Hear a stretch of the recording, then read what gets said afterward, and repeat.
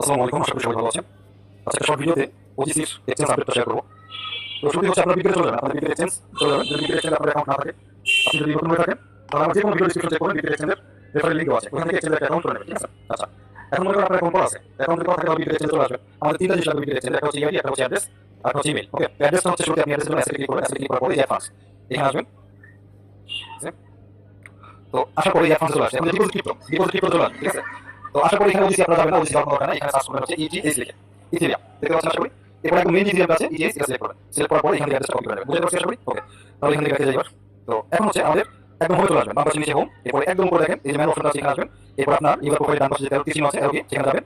যাওয়ার পরে এখান থেকে দেখেন কয়েকটা জিনিস, এই ইআইডি আর লাস্ট টাইমে লিস্ট আছে, এই যে ইআইডিটা নিয়ে নেবেন। আর এখান থেকে আপনাদের ইমেল অ্যাড্রেস, ঠিক আছে? তারপর দেখতে পাচ্ছেন ইমেল অ্যাড্রেসটা নিয়ে নেবেন। তো এখন আপনারা চলে যাবেন আপনাদের অ্যাপে, ওজিসি অ্যাপে আসার পরে তো ভিতরে যখন যাবেন প্রোফাইল চলে যাবেন, তারপর দেখেন এই এক্সচেঞ্জ ইআইডি এখানে কাজ করবেন, এখানে কাজ করলে দেখবেন বিপিএল অপশন আছে, বিপিএল কাজ করবেন। এরপর এরকম আসবে, আপনারা গেট করে কাজ করে দেবেন, ঠিক আছে? এরপর আপনাদের ইমেইলে ওজিসি যে ইমেইল দেওয়া আছে সেই ইমেইলে দেখবেন একটা কোড পাঠিয়েছে 6 সংখ্যা। তো সেই 6 সংখ্যার কোডটা এখানে দিয়ে কন্টিনিউ করবেন, 6 সংখ্যার কোড দিয়ে কন্টিনিউ করা হয়ে যাবে, ঠিক আছে?